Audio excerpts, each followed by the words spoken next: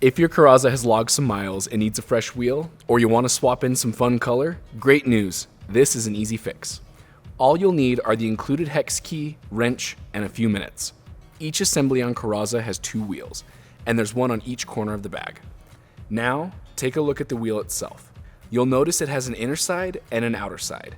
The outer side has a slight bevel and a visible bearing. Inside the assembly, you'll see the following: wheels, 1 bolt, 1 nut.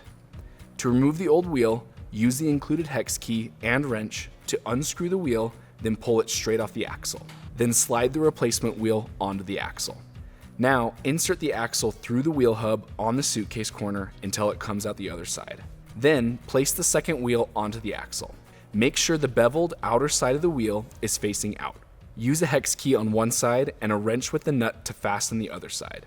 Once tightened, give both wheels a spin. They should rotate smoothly without rubbing or catching. And that's it.